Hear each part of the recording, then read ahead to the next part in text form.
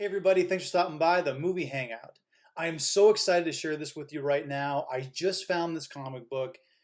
I've been looking everywhere. I looked on eBay, I looked on independent retailers, online comic book dealers, local comic book stores, and I just haven't been able to find it. And I haven't been able to find it like at a good price, right? Because you have some people selling stuff for like ridiculous amounts of money and everything, and obviously you want to get the best deal, right?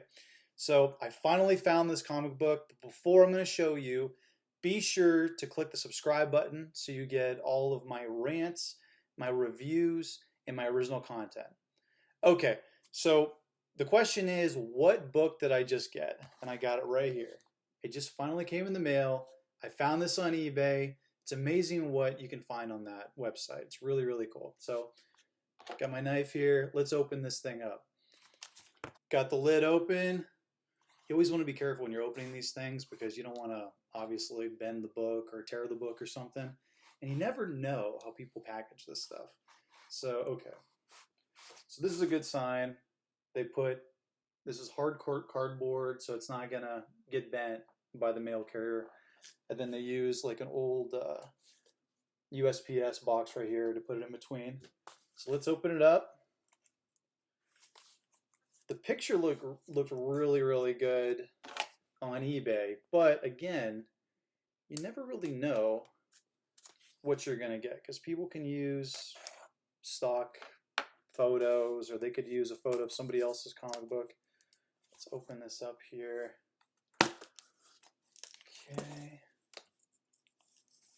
Nice. So we got the cardboard outer shell, then we got a cardboard inner shell, and then there's a USPS priority mail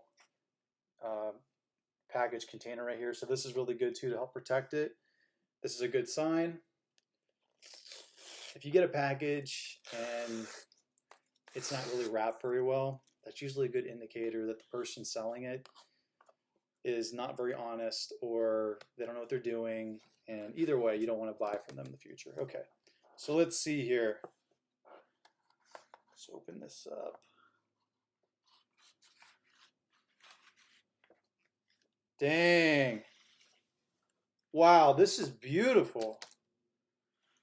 All right, I'm just kind of looking at it here before I show you. I'm going to show you here in a second. Edges look great. The pages are pretty white. They're not like discolored or anything. Okay, so I'm going to show you. So if you've been following my channel for a while, you know that I'm a huge fan of a particular comic book and cartoon and movie series that debuted in the mid 80s and was huge in the early 90s. I'll give you a hint. There are four brothers in it. They do kung fu, karate. They're ninjas. They got a pretty cool skin tone. They're green. That's right. The Teenage Mutant Ninja Turtles, and this is number 4. So this is issue number 4. So in the original series, there's a lot of different Ninja Turtle comic books, but you got Kevin Eastman and Peter Laird, the two creators of the Teenage Mutant Ninja Turtles. What they did was they came up with a 4-part original comic book series called the Teenage Mutant Ninja Turtles. And in those 4 comic books, so I have 1, 2, and now 4. I got to get 3. I'm looking for that one everywhere. So in that 4-part series, basically lays out the entire Teenage Mutant Ninja Turtles number 1 motion picture movie. So the TMT original motion picture that came out in the early 90s was already drawn up, and that's what the movie's based on. Super cool. So you see, this is actually the turtles on top of the building fighting Shredder. And there's also a lot of cyborg stuff here. So it's a wraparound cover. Really, really great. Each one of these issues kind of had like a prominent color. So issue number 2, which featured the Mousers. The Mousers weren't in the movie because that would have been just like really hard to do. There was no CGI back then. and it would have been like a weird looking Muppet if they had tried to do practical effects. That issue, the prominent color is blue, and so this one is green. Super cool. And one thing you want to look for in a comic book is you want to look at the edges. You want to make sure the edges have sharp corners. They're not frayed, they're not rounded. You want to make sure the cover color is not faded in any way.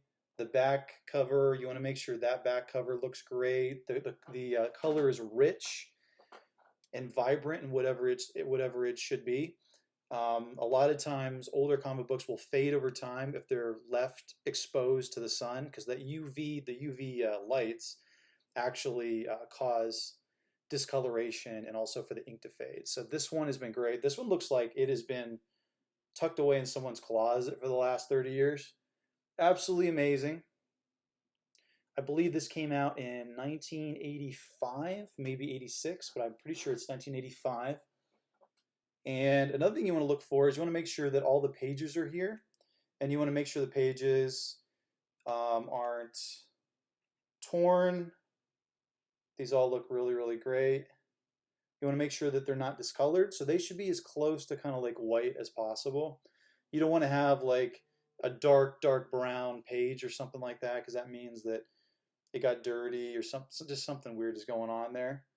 Wow, this is beautiful. If you look at the artwork right here, absolutely fantastic. Man, really cool. Really, really cool. Oh man. Yeah, this came out by Mirage Studios. If you can see that. Maybe not. 1985. So this came out in 1985. One thing I love about these old comic books is that so much of the nostalgia of our childhood is based on them. Whether it be X-Men in the 80s, early 90s, Ninja Turtles. I mean, there's so many, like G.I. Joe. I'm looking at a first issue of G.I. Joe, potentially getting that because it came out like in the early 80s.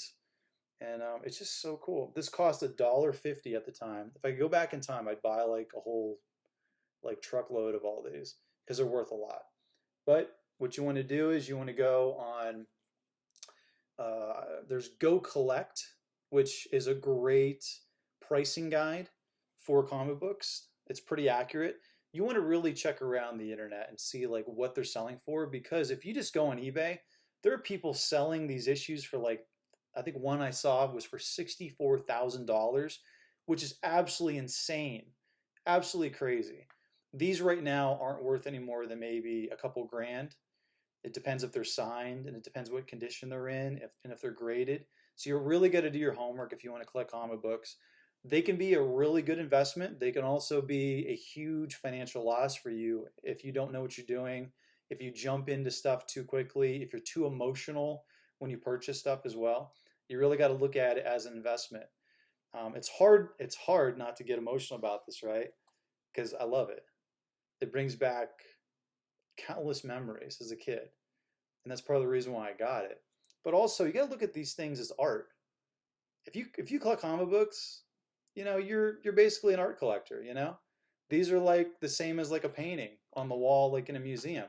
They're just the contemporary version of that. That's what people like to do. It's a mixture of art as well as literature, and that's what I love about these things.